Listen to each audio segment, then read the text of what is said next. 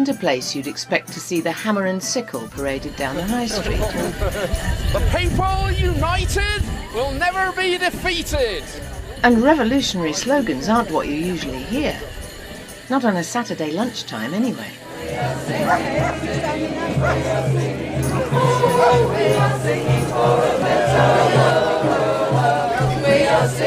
But the local Communist Party are just one of an eclectic mix of groups and organisations who walk through the town in the middle of May every year to celebrate a remarkable moment in Burford's history.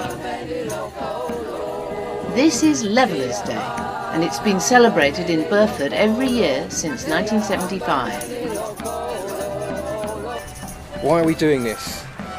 Because we like to commemorate and celebrate the ideals of the Levellers, who believed in things like democracy, equal rights, religious tolerance, things that are very relevant to today.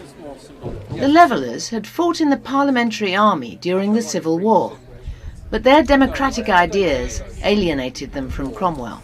They were surprised in Burford by a much larger force, and 340 of them were locked up in Burford Church. The next morning, while their comrades watched from the church roof, 3 were shot and buried in unmarked graves.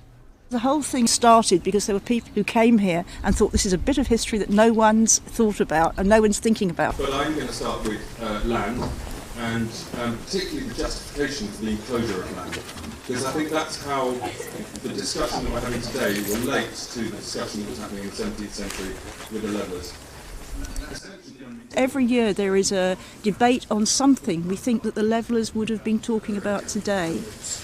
Extremely important to champion that view of land for the people, about the people. The theme this year is the global food crisis. Last year it was about the energy poverty crisis.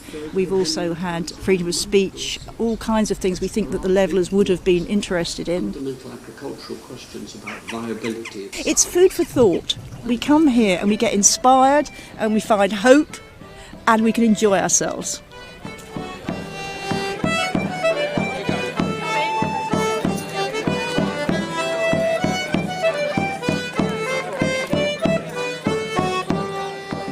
These 3 were shot, and that was almost the end of the Levellers. It's simply their ideas lived on, and I always think it very nice that these 3 ordinary blokes, after all this time, are remembered. They were forgotten, but now they are remembered, and I think that's rather fantastic.